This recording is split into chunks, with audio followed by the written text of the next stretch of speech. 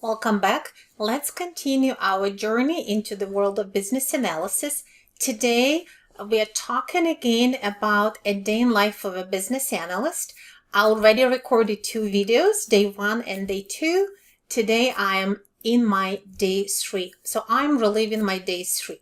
Of course, these days are hypothetical. Day 1 could actually be a few days. Day 2 can also be a few days. We are really thinking about stages of your involvement within your organization and a new project. Now, by day 1, I collected some basic information about the project background. I met with my project manager, with my business stakeholder, and I got a lot of references for further research. In my day 2, I met with a senior business analyst that supported feasibility study for this project. I discovered a business analysis center of excellence and the templates and procedures, processes shared with all business analysts so that I can use it. I've done a little bit more research, and I even could have met with, for quick conversations with a couple of other business experts. In parallel, I'm planning my discovery. I'm starting to plan my business analysis activities. So by the end of day 2, I realized that part of the business process that I will need to analyze doesn't really have much documentation. Business sponsor described a little bit to me what is happening, but they are really at an executive level, and it didn't give me a very detailed idea about what actually happens day to day in these operations. For example, we are talking about processing insurance claims.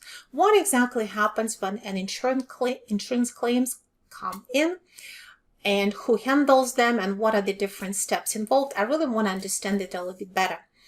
In my day 2, when I talked to a senior business analyst and I asked them for tips and suggestions of what should I pay attention to, what I heard is that claims processing, especially initial claims intake, is a very manual process, and there's a lot of tedious work involved, and various systems used, and there's always problems with data quality and with making business decisions.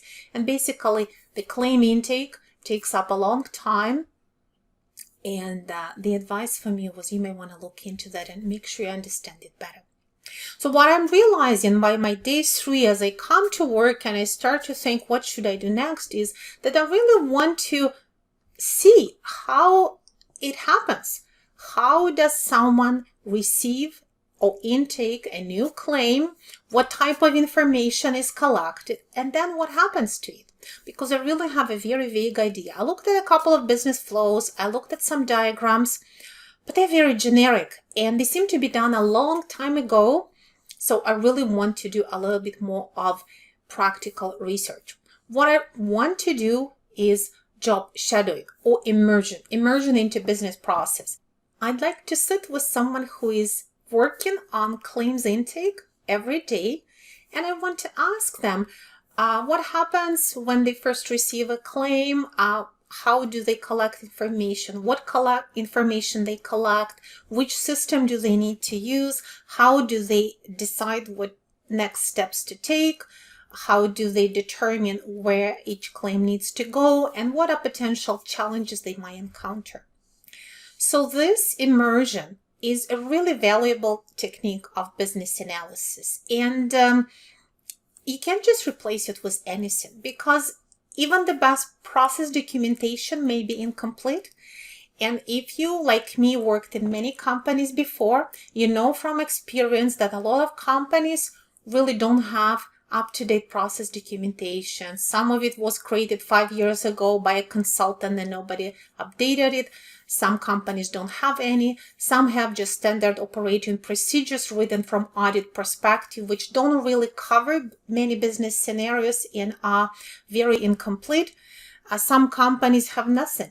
They just basically have this knowledge passed down from a senior person to a junior person during the initial on-the-job training, and that's it. So depending on the level of maturity of your company, you may have very little process documentation, a little bit more, but it's rarely going to be at the level that you might need for this new project. What you need to do in this case is to capture observe and capture at least the most important steps in the current process. Because without that, you're not going to be well equipped to understand those process challenges and understand what needs to change and capture future requirements. I've done immersion before in my previous jobs. I'm going back to my days as a business analyst, and I definitely want to do it again. So the first step here for me is to chat with my project manager, or Scrum Master, or product owner, the person that has access to resources. And what I really need is I need to ask permission to have, say, spend the day with a business expert.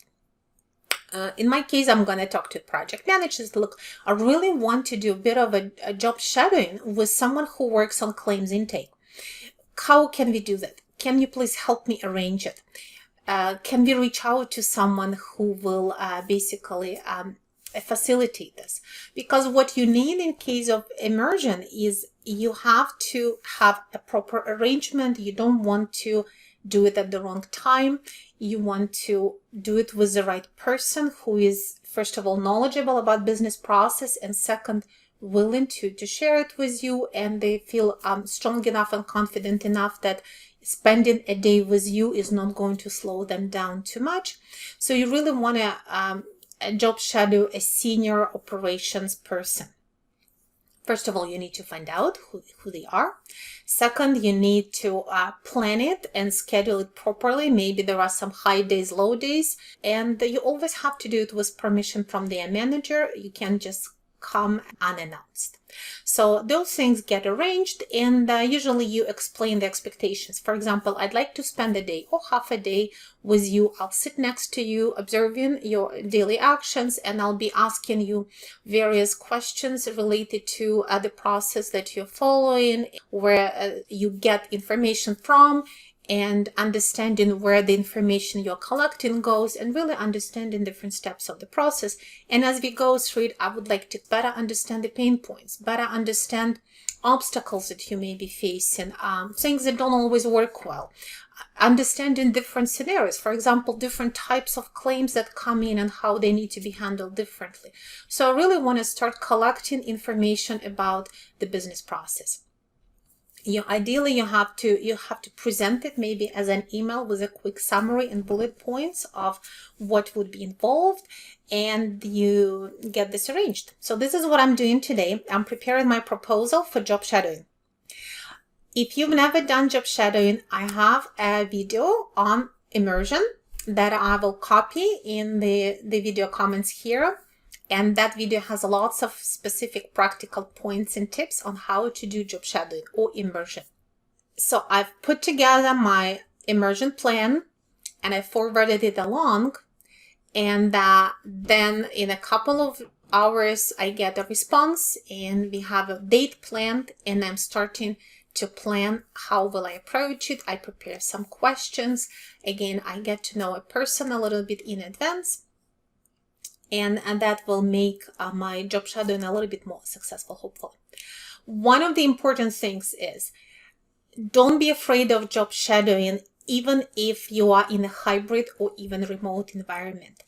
Most of my experience prior to the pandemic was real physical job shadowing, where I would sometimes have to even travel, or I would have to go to different office, come and be in a new location and spend time with a person that is doing the job. But even if you are remote or the person you are shadowing are remote, it's okay. And in fact, sometimes it's even easier, because doing job shadowing in a virtual environment, first of all, allows you to capture a lot of information electronically. For example, you yourself can capture screenshots with permission, of course.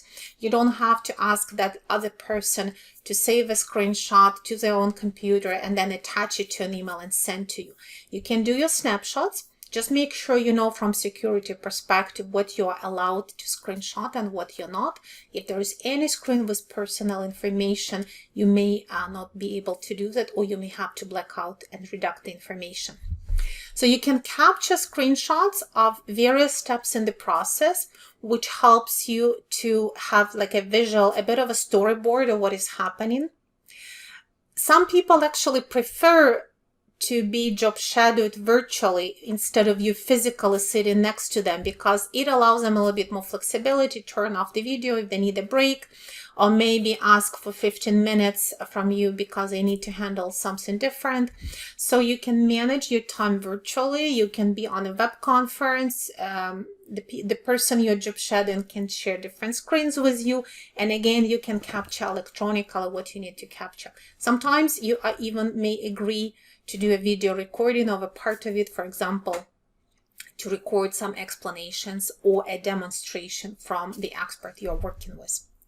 So for me, I am actually going to job shadow someone virtually because they are located in a different city.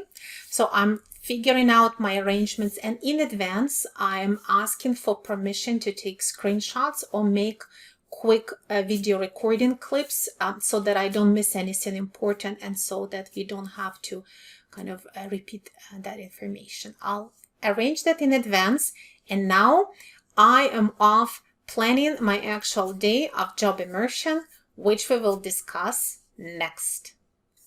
So hopefully that gives you an idea what a day in the life of a business analyst may look like. Of course, they will be very different. Of course, there will be so many variations, but I'll keep giving you some other little demonstrations of what might happen. And by watching a few videos, you will start to get a feel of what it feels to be a business analyst.